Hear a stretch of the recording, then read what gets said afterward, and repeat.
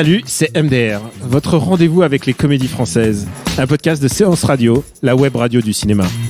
MDR, c'est un véritable laboratoire où l'on dissèque, analyse et où parfois on se bidonne devant le genre roi du cinoche français. Aujourd'hui, on a choisi d'attaquer avec l'embarras du choix, une rom-com d'Éric Laven avec Alexandra Lamy. Je suis Daniel Andreev et mon équipe de lovers ce soir, c'est Max Besnard. Salut Daniel. On peut te retrouver du mardi au jeudi sur Move, de 13 à 14h. C'est exactement. Et Hugo Alexandre. Bonjour Daniel. Qui en ce moment écrit la jolie newsletter cinéphile calmos.net et je la recommande très chaudement. Merci. Je me suis fait piquer par un truc. Oh la vache, t'enlèves, on dirait un steak. J'ai pas compris. Quel bon bien, le SAMU. Le pompier ou le SAMU, c'est ça que t'as dit? J'appelle qui? J'appelle le SAMU ou les pompiers? Et voilà, c'est tout moi ça. Je suis incapable de faire le moindre choix. T'as pas d'avis pour les sorties, t'as pas d'avis pour les repas, t'as jamais d'avis. Cédric l'a largué comme une grosse merde et puis c'est tout. Le mieux c'est qu'on lui retrouve un mec. Mais je vais intéresser qui? Je suis vieille, je suis tapée. Oh non, t'es pas tapée. Qu'est-ce qu'elle devrait dire, Jo, alors? Bébé, je suis tapée? Comment tu me trouves? Je te trouve comme tu es. C'est ta réponse, ça? Ça y est, là, faut rallumer la chaudière, faut te remettre en selle. Je vais me remettre en selle. Ah ouais, en selle! En selle! C'était une des meilleures blagues du film. Non, alors restez parce que en fait, c'est vrai que je vous spoil tout de suite. On n'a pas vraiment apprécié, mais il y a une très très très grande scène de cinéma à la fin. Donc restez jusqu'à la fin du podcast. Bon, on est dans une rom-com. Alors vous savez, il y a des générations entières comme ça des années entières où on voit des films et on se dit merde, il n'y a pas eu un seul bon blockbuster cette année, il n'y a pas eu un seul bon drame psychologique cette année, il n'y a pas eu un seul bon film d'horreur cette année. Et là, cette année, on n'a pas eu une seule bonne rom-com. Et je sais pas ce qui s'est passé, même pour la Saint-Valentin, ils ont rien sorti. Et là, ils nous sortent ce truc au mois de mars. Donc, ils ont loupé un peu la saison. Et donc, voilà, on est supposément... on attend de nous qu'on tombe amoureux de Alexandra Lamy. Et je lis dans vos yeux que ce n'est pas Max. J'ai envie de te dire, oui, il est peut-être pas sorti à la Saint-Valentin parce que ça aurait été l'effet inverse que celui qui était escompté, je pense. Hein. Tu crois vraiment? C'est tellement mauvais que Saint-Valentin, il y aurait peut-être eu des ruptures à la sortie de la séance. Tu sais, j'ai vu. À un moment, une meuf qui me dit, viens, on va voir ça. Je sors de la séance, je fais, mais c'est fini, je ne te connais plus. À ce moment-là. Ah oui, c'était atroce. Ah, tu balayes tout. Non, c'était atroce. Hugo, toi? Je rejoins assez cet avis. C'était relativement atroce, ouais. En fait, le problème de ce film, c'est que il a un argument de départ qui est absolument pas tenable, c'est-à-dire que le personnage principal, qui est joué par Alexandra Lamy, est incapable de faire des choix. Et ça peut arriver à des gens très bien, mais ça va vraiment très très loin. C'est-à-dire que il y a la scène dans la bande-annonce où il y a une urgence et elle hésite entre appeler le SAMU et les pompiers. Elle t'appelle les deux. Non, mais et en fait, tout le film est dans cette logique. Et donc, je spoil pas en disant qu'à un moment, elle va avoir 2 demandes en mariage le même jour de 2 mecs différents. Et il lui viendrait pas du tout à l'esprit de refuser déjà. Ou de dire oui aux deux aussi. Et ou de pas choisir la même date. Ou enfin c'est impossible de s'identifier à ce personnage qui n'a que des réactions illogiques pendant tout le film. Et on parlait un petit peu du film avant et on n'était pas d'accord sur le fait que est-ce que ce personnage est totalement stupide ou est-ce que le problème est ailleurs. Et je pense que spoiler, hein, moi je pense qu'elle est totalement profondément stupide. Moi je pense que il y a débat. Est-ce que c'est stupide ou profondément stupide? Moi je peux croire à un personnage stupide au cinéma, mais je peux pas croire à ce personnage parce que cette stupidité n'existe pas dans le monde en fait. C'est impossible, ça ne se trouve pas. Et donc, on peut pas croire à ce personnage. On dit rien, c'est pas Alexandra Lamy, hein, c'est ce type-là, ce typologie-là de stupidité. Oui, bien sûr. Mais tellement improbable que du coup, ça ne tient pas en fait. Ouais, c'est ça. Et moi, je veux bien admettre qu'il y a beaucoup de types de gens différents dans le monde, des gens qui ont des névroses, des tares, des maladies, une malédiction qui tombe sur eux. Mais ce personnage ne peut pas exister, quoi.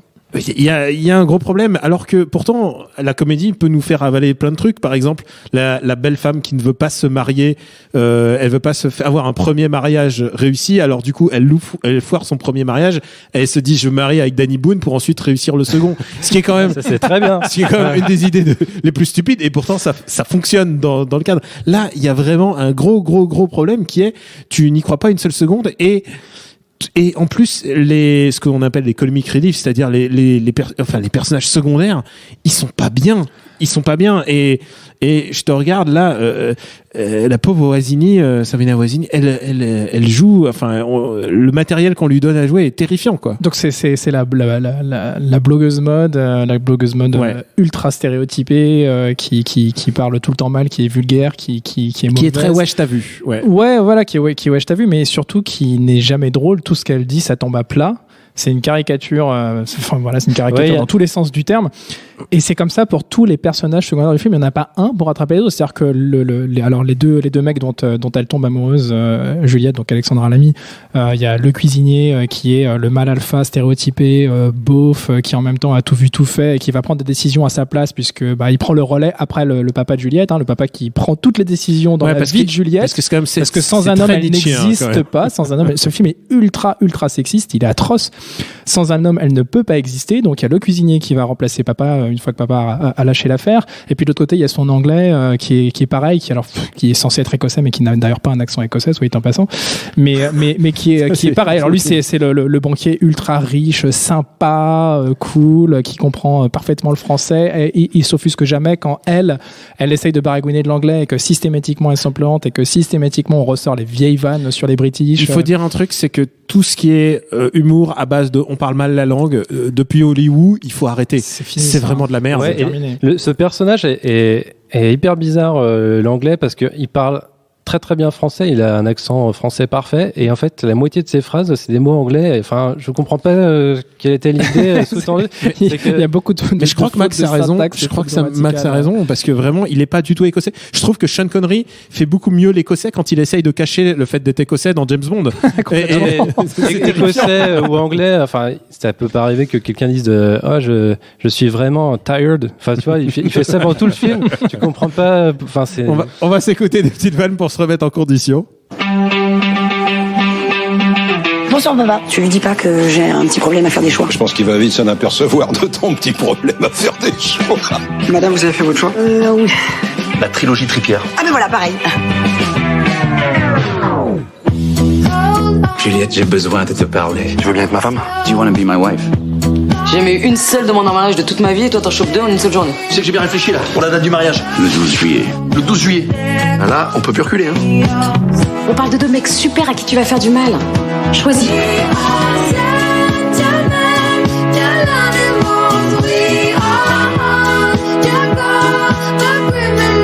Tu vas pas attendre d'être devant le maire pour prendre ta décision.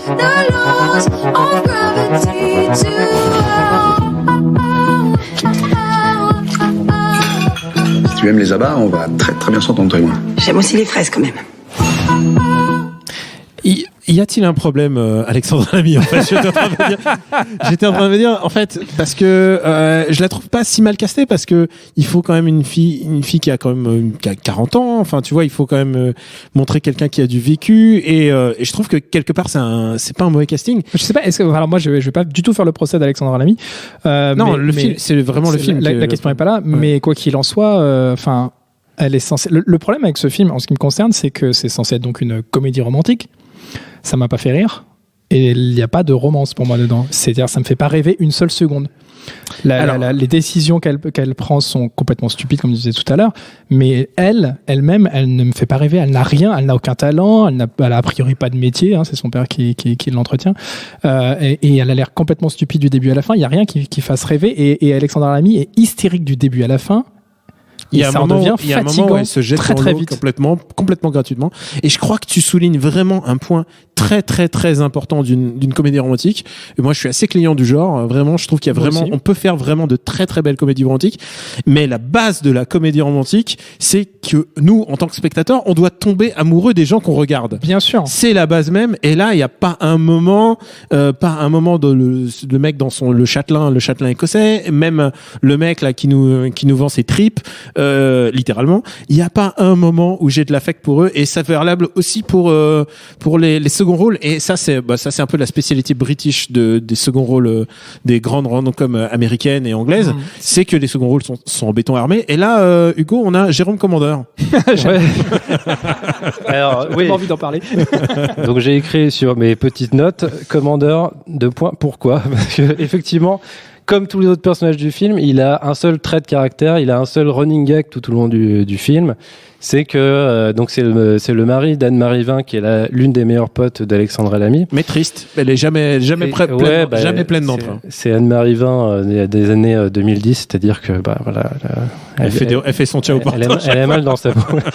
C'est ça. Et Jérôme Commander a une espèce d'ambiguïté sexuelle, c'est qu'il est très efféminé, il s'intéresse beaucoup aux conversations des copines de sa femme. Donc il est coiffeur. Voilà, il est coiffeur. Le running gag du film, c'est ne serait-il pas homosexuel? Donc c'est jamais drôle. Enfin, il y a jamais. C'est jamais vraiment exploité en fait. Pourquoi pas? Enfin, et son but de tout le film, c'est de faire des high five à son chat. Voilà. Et donc c'est d'ailleurs le meilleur élément de tout le film, le chat. Non, ça, c'est très on va y revenir. Je suis team chien. Mais c'est pareil pour Sabrina Ouazani qui est effectivement une espèce de nymphomane. Et en fait, il y a des gars qui sont liés au fait que elle couche avec un gars différent tous les soirs et tout. Et il y a un truc avec Sabrina Ouazani, c'est qu'elle rit très très fort. Donc je comprends pas pourquoi pendant tout le film elle rit avec ce rire de monstre de Power Rangers. C'est vrai qu'elle est un peu gutturale en fait. Et ça dure. Enfin à chaque fois c'est des rires qui durent 10 secondes. Je sais pas pourquoi. En fait j'ai l'impression qu'il y a des running gags que j'ai pas compris. Et c'est pareil pour tous les personnages. Et c'est aussi le cas des deux personnages principaux masculins, Ducret et Jamie Bamber, donc ce fameux Écossais qui a pas l'accent écossais. Qui est très beau, je trouve. Genre, il me fait penser à Adama de Battlestar Galactica, le jeune Adama. Il a une tête de capitaine de foot américain, quoi. Ouais. C'est genre vraiment, c'est pour moi la masculinité incarnée, le mec. Hein. Mais c'est ça, je pense que ils sont le scénariste ou les scénaristes qui sont plusieurs ne se sont pas posé la question de comment tomber amoureux de ces gens-là, parce que Jamie Bamber est très beau, donc du coup c'est le Hugh Grant quoi en fait. Et du coup ils se sont pas posé la question de est-ce utile qu'on lui donne des traits de caractère qui font qu'on tombe amoureux. Il pousse le vice quand même jusqu'à juste un terme, parce que je t'interromps un instant parce que tu dis c'est le Hugh Grant du film, et il pousse quand même le vice jusqu'à aller à la fin le chercher dans une église, hein. Juste parenthèse, même si ça tombe à plat, mais grande parenthèse qu'on va ouvrir, et là c'est un moment important de ce podcast. Il y a une scène pivot du film. Alors, on va revenir sur le cas Eric Laven, parce qu'on peut pas ne pas parler de ce film sans parler du réalisateur, un peu de son arc cinématographique. Et il y a une scène géniale. En fait, vous avez compris, on n'a pas aimé le film, mais il y a une scène qui illumine complètement le film. Et alors, moi, je pensais ne pas la raconter et juste l'évoquer un petit peu pour mettre l'eau à la bouche quand même nos spectateurs, dire que 1h30 ne seront pas passées en vain. Il y a une scène qui va vraiment le faire pleurer de rire. Moi, ça m'a fait complètement pleurer de rire. Et je sais pas si c'est nerveux, une réaction par rapport au film, ou si j'avais tellement pas rigolé pendant le film que tout d'un coup on m'offre quelque chose de complètement différent. Mais en tout cas, ils ont eu la gentillesse de le mettre sur YouTube, l'extrait. Donc on va vous spoiler un extrait qui se trouve et sur YouTube et sur Allociné. Il est dispo partout sur Internet. Donc si vous voulez pas vous faire spoiler la meilleure vanne du film, n'écoutez pas ou zappez au moins 3 minutes. Et nous, on va se l'écouter. Hello, do you know where is the wedding's reception? You are not Scottish. No. You come from the islands. Booba booba. Très chelou le rouquin. J'adore. Demande à l'enfant de cœur. He is not a choir boy. He is a choir dwarf. Oh, milk tea. Scotch. Hurry up, pass around. Salut. Oh. Are you on Tinder? Are you on Tinder? Nous demande Franck Dubosc. Donc Franck Dubosc débarque pour 45 secondes pendant le film. Et il illumine complètement ce film. Il est habillé en rouquin avec une grosse barbe improbable. Il n'a pas du tout été annoncé dans la promo. Sinon, bien sûr que j'y serais allé avec 2 fois plus de joie. Et il fait une scène complètement Franck Duboscienne, qui illumine vraiment le film. Je sais pas si c'est vraiment nerveux. C'est très très court, hein. Enfin, ouais. C'est 45 secondes l'extrait sur YouTube. Il y avait pas beaucoup plus que ce qu'on vient d'entendre. Ouais. Et effectivement, moi, quand j'ai vu cette scène, en fait, j'ai été plongé dans un état un peu presque catatonique. J'étais pas du tout préparé à ça, donc du coup j'ai pas du tout profité de ces 39 secondes. Et donc je peux dire que nous on était à fond. Je peux te dire que Daniel a passé une partie du film à ronfler sur mon épaule gauche. Et qu'à ce moment-là, on était hystériques dans la salle. On était les deux seuls vraiment à se marrer, on était les deux seuls à rire. Mais pliés de rire. Est-ce que ce film ne manquait pas d'un Franck Dubosc et ce Franck Dubosc ne mérite pas un jour sa rom-com à lui? Je ne sais pas. Toutes ces questions que je me pose, c'est un peu aussi pour revenir sur Éric Laven, qui est quand même un mec qui a commencé avec un putain de potentiel. Qu'est-ce qui s'est passé? Il était scénariste pour H. Il a fait quelques films qui n'étaient pas extraordinaires, comme Poltergeist, par exemple, qui est son premier film qui était pas terrible. Mais dès qu'il a rencontré Franck Dubosc, il y a tout de suite il a fait Incognito, qui est un film, un très très bon film, selon moi, une très très bonne comédie. Très très bonne comédie, ouais. Avec Franck Dubosc, Jocelyn Quivrin et Ben Abar, qui s'en sortait pas mal. Puis Bienvenue à bord, qui pour moi est une très bonne comédie de croisière. Je pense qu'on peut difficilement faire meilleur que dans la Croisière Exploitation. Et ensuite il a fait. Il y a Darmon, quoi. Il y a Darmon, il y a Franck Dubosc, Le Mercier. Dubosc, Darmon, très très bon tandem. C'est dommage qu'on les voit pas plus souvent ensemble. Et ensuite il a fait Barbecue, qui était un peu. Alors là, c'est le début de la fin. Quoi. C'est les films UMP les Républicains. C'est les films de Bourges françaises, c'est-à-dire des gens qui se réunissent dans leur maison de campagne pour faire des barbecues. C'est des problématiques de riches. C'est le problème de. À chaque fois, je dis bon débarras. Je suis désolé, mais c'est aussi le problème de l'embarras du choix. Hein. C'est aussi ça. Hein. C'est qu'ils n'ont pas de relationnel au pognon. Mais après, les comédies romantiques en général esquivent un peu ce problème. C'est genre quand Sophie Marceau tombe amoureux de Gad Elmaleh, tu vois, ils sont tous les deux richissimes. Enfin, tu vois, et personne. C'est vrai qu'il s'est embourgeoisé dans sa filmo, quoi. Et Retour chez ma mère.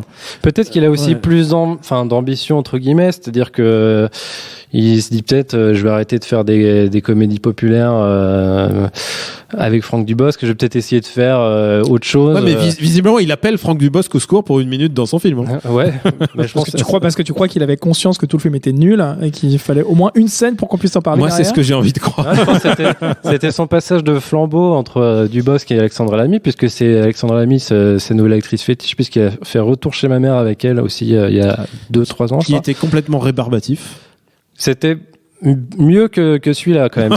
C'était rébarbatif, mais c'était en fait ça se voulait un peu du Francis Weber. Moi, j'aurais dit châtillait un peu, tu vois ça. Ouais, ça jouait sur plusieurs tableaux à la fois. Il y avait aussi des espèces de scènes d'explication finale. C'est un film de famille avec Alexandra Lamy et Belasco qui joue sa mère.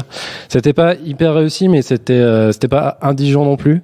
Et donc c'était déjà avec Alexandra Lamy et c'était déjà pas très bien. Ouais, donc en fait on milite pour le retour de Franck Dubosc dans la filmo d'Éric Laven. Même si Franck Dubosc était dans Barbecue, même s'il avait un rôle pas très Duboscien. Il était pas très bon. Ouais, c'était ouais. Mais peut-être que lui aussi voulait faire autre chose et il s'est dit. Je pense que c'est Barbecue vraiment le turning point de sa filmo. C'est son. Je sais pas qu'est-ce qui s'est passé à Barbecue, mais peut-être parce que Lambert Wilson. Vous savez que j'ai un problème avec Lambert Wilson en plus dans ce film, puisque il a exactement la voix de Jean-François Copé. Et en fait, pendant tout le film, j'ai pensé ça. Genre, tout d'un coup, je me tourne vers une personne qui était avec moi et je lui dis à l'oreille, mais tu trouves pas que c'est la voix de Jean-François Copé, Lambert Wilson? Et du coup, à chaque fois que je vois Lambert Wilson, je pense à Jean-François Copé. C'est terrifiant et c'est à cause de Barbecue qui m'est arrivé ça. Waouh.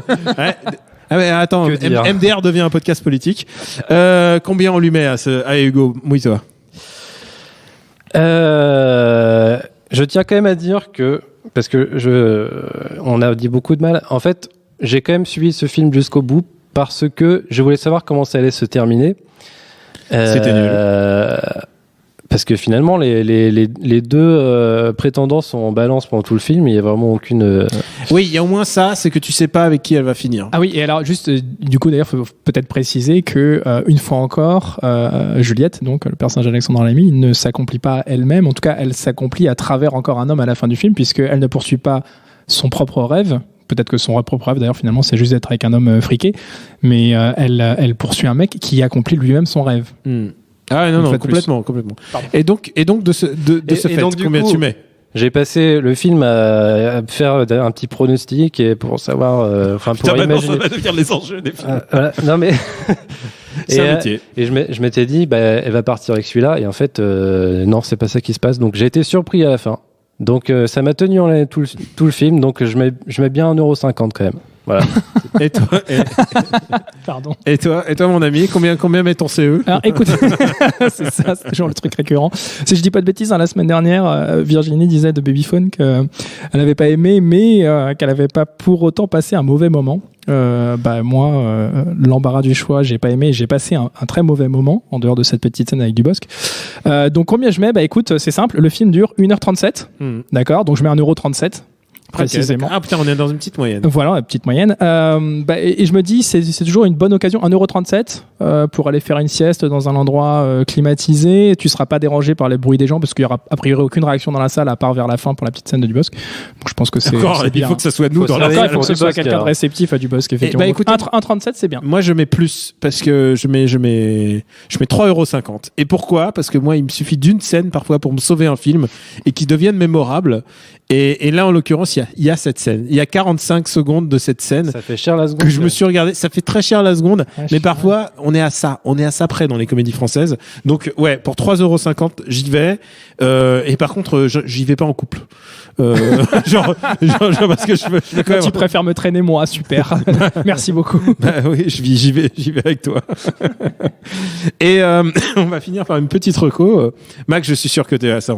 Ouais. Alors, évidemment, le premier truc qui me venait à l'esprit, c'était Yes Man, qui n'est pas une comédie française, mais qui est là encore une comédie romantique qui repose un petit peu sur les mêmes thématiques. Alors pour le coup, Yes Man, je sais pas s'il faut qu'on explique ce que c'est. Jim Carrey qui dit oui à tout ce qui se présente dans sa vie pour donner un second souffle à son existence. Donc quelqu'un qui ne sait pas prendre de décision, on est un petit peu dans le même délire. Sauf que Yes Man est non seulement très drôle, mais en plus c'est une vraie romance, c'est une belle romance. Donc voilà, moi c'est une reco qui m'est venue spontanément à l'esprit.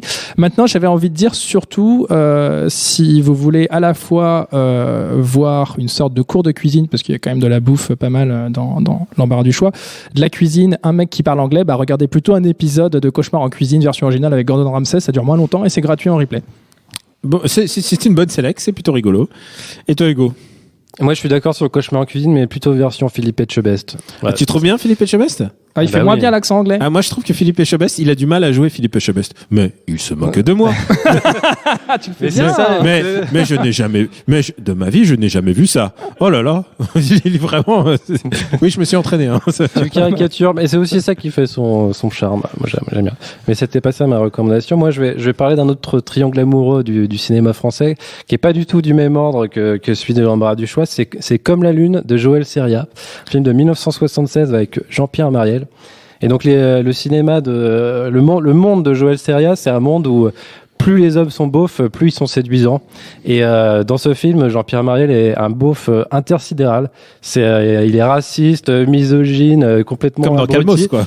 Ouais, pire que Calmos. Ah non, c'est vrai. Ah oui, non, c'est vraiment c'est la quintessence du Jean-Pierre Mariel de la bonne époque. Et donc il est marié et il a aussi une maîtresse incarnée par Sophie Daumier. Et en fait, il se rend bien compte que c'est une situation difficile à vivre pour ces deux femmes, et donc il décide d'organiser un dîner entre elles chez ses parents. Et ce qui est génial avec ce personnage, c'est qu'il est d'une extrême bonne foi, c'est-à-dire qu'il est presque touchant. Il se rend pas compte que organiser ce dîner, c'est vraiment pas une bonne idée. Et c'est vraiment c'est peut-être le meilleur rôle de Jean-Pierre Mariel, parce que c'est le rôle où il est le plus Jean-Pierre Mariel, en fait.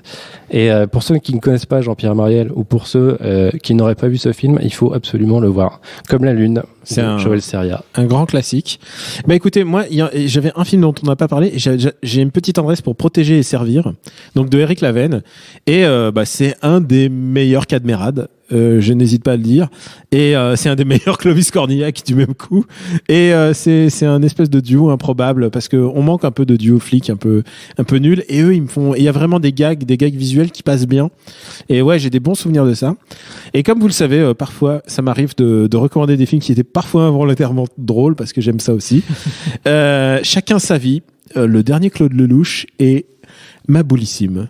Et genre, on peut pas nier le fait que Claude, il ait une vraie envie de cinéma. C'est à 80 piges, avoir autant envie de cinéma, ça se voit à l'écran, c'est extraordinaire. Et c'est involontairement drôle parce que déjà, c'est la deuxième fois dans le mois qu'on a Johnny qui joue son propre rôle et qui nous fait une blague sur il fait froid, je vais allumer le feu. Enfin, tu vois, tu vois, genre tu dis dans quel monde parallèle je suis tombé. Tu tiens pas trop l'imitation de Johnny, ça faisait un peu Mitterrand. Mais... Je suis plutôt Etchebest, hein, tu vois. Ah, que Johnny. Et non, et c'est Laurent Gérard, ça. Ouais. Très... Mais attends, Laurent Gérard, il cartonne au podcast. Il faudrait mettre plus de Laurent Gérard dans notre podcast. Non, et donc, c'est un film absolument fou allié. Et vraiment, il y a des moments involontairement drôles. Il y a des moments involontairement pathétiques où on voit le sexe de Gérard Darmon. Il y a, oui, putain, la tête de Hugo. Non, c'est vraiment, c'est étrange à la fois, et vraiment je pense que c'est le film le plus fou qu'il ait fait depuis Les Parisiens, et qui était maboulissime. Mais bon, c'est un film où il y avait déjà Michel Leb, qui est aussi un grand abonné de ses comédies. Donc voilà, chacun sa vie de Claude Lelouch. Allez, si vous voulez tenter de l'originalité avant qu'il disparaisse des salles, voilà. Merci à Jules Le Lover à la technique. Pour nous retrouver, c'est MDR sur iTunes et sur toutes les applis dédiées, SoundCloud et compagnie. Merci de vous abonner, de laisser des commentaires. On espère positif. La semaine prochaine, on a rendez-vous avec une nouvelle comédie et peut-être même du film de gangster pour changer. Hein, qui sait ? Allez, je vous dis à la semaine prochaine. Bonjour, c'est Betty Mourao et on se retrouve tous les jours sur Séance Radio pour la séance live. L'actu ciné, le coup de cœur des blogueurs, les invités cinéma. Eh bien, le meilleur de l'émission est disponible tous les jours en podcast sur iTunes, sur SoundCloud, sur tous les autres agrégateurs et bien sûr sur le site de Séance Radio à partager à volonté.